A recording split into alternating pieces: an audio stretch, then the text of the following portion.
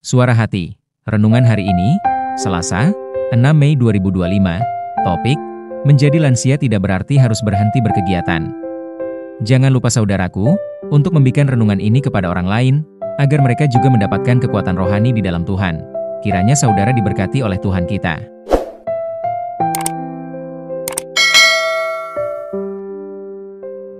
Nas renungan hari ini, Mazmur 90 ayat 10, masa hidup kami 70 tahun dan jika kami kuat, 80 tahun, dan kebanggaannya adalah kesukaran dan penderitaan, sebab berlalunya buru-buru, dan kami melayang lenyap.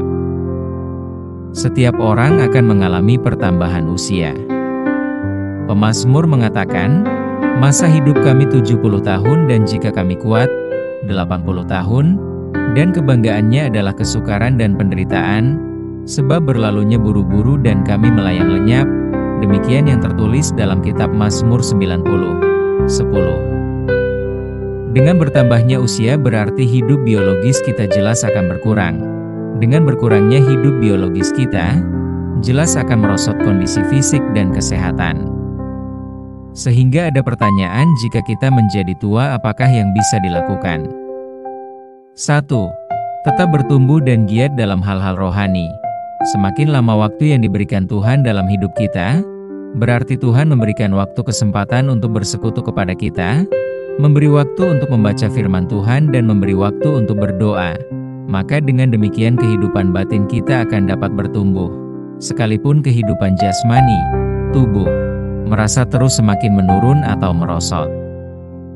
Nas renungan hari ini, Mazmur 90 ayat 10, masa hidup kami 70 tahun dan jika kami kuat, 80 tahun, dan kebanggaannya adalah kesukaran dan penderitaan, sebab berlalunya buru-buru, dan kami melayang lenyap. Satu hal yang patut kita syukuri kepada Tuhan adalah, kalau dalam usia lanjut ini, adalah adanya kepercayaan dari Tuhan kepada kita, yaitu kita diminta supaya hidup mencapai kebijaksanaan. Karena apa? Karena kita telah lebih dulu mengalami pengalaman hidup. Tetapi, karena kita sudah tua di hadapan anak-anak kita, terkadang kita susah mendekatkan diri untuk menjadi teladan bagi mereka, sebab mereka selalu menilai kita jadul. Pada inti inilah kita harus bijaksana bagi mereka, jangan terlalu menjas orang-orang muda.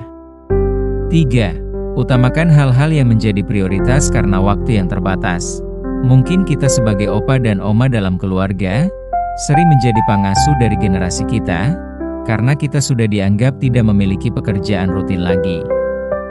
Kalau ini yang terjadi pada diri kita, marilah kita lakukan dengan baik kepada orang-orang terdekat kita dan di sekitar kita sebab kita tidak tahu apakah masih ada kesempatan hari esok untuk kita untuk berbuat kebaikan. Hati-hati bila kita berada di rumah anak yang telah mendiri, sebab kulkas mereka bukan kulkas kita, dan sebaliknya justru kulkas kita adalah kulkas mereka. 4. Bergantung dan berserah kepada Tuhan Yesus. Mengapa kita harus bergantung dan berserah kepada Tuhan Yesus? Pesan Alkitab kepada kita mengatakan, sampai masa tuamu aku tetap sama dan sampai masa putih rambutmu aku menggendong kamu. Aku telah menjadikan dan akan menanggung kamu. Aku akan memikul dan menyelamatkan kamu.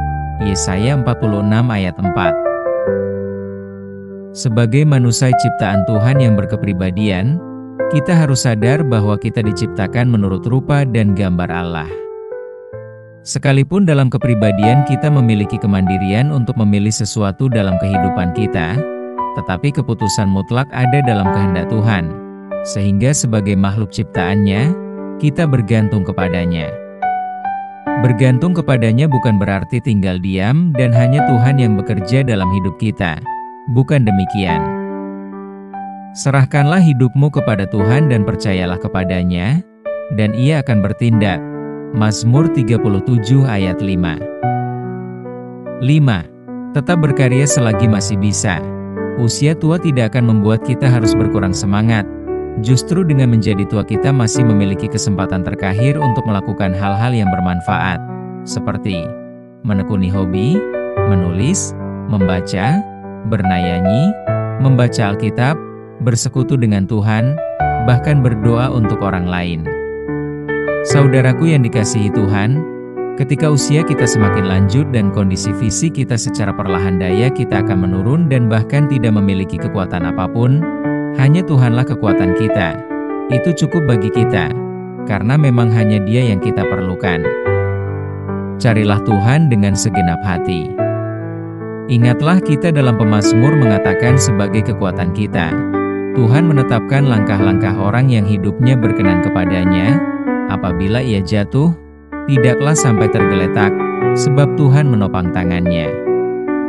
Dahulu aku muda, sekarang telah menjadi tua, tetapi tidak pernah kulihat orang benar ditinggalkan, atau anak cucunya meminta-minta roti. Tiap hari ia menaruh belas kasihan dan memberi pinjaman, dan anak cucunya menjadi berkat. Mazmur 37 ayat 23-26. Saudaraku, menjadi tua bukanlah pilihan, tetapi realita yang harus kita dihadapi. Kita jangan berpikir berapa lama lagi kita hidup, tetapi bagaimana kita menjalani hidup ini dengan berkeyakinan dan berkenan kepada Tuhan dan menjadi berkat bagi orang lain. Kita percaya kalau di dalam Kristus, kita telah menjadi manusia baru, dan manusia lama kita yang dalam kegelapan sudah kita ditinggalkan. Kalau kita sudah menjadi manusia baru, bukan berarti kita tidak perlu memperbaharui hidup atau kualitas hidup kita lagi.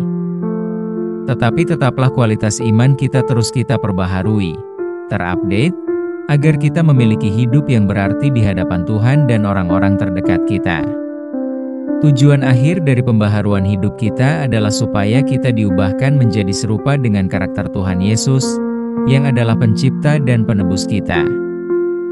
Marilah kita memohon pertolongan kuasa Roh Kudus. Semoga firman sore ini menjadi kekuatan bagi. Amin. Topik doa kita hari ini, yaitu kepada orang tua kita yang lansia dan yang berada di panti jompo. Salam sejahtera saudaraku, Tuhan Yesus memberkati kita.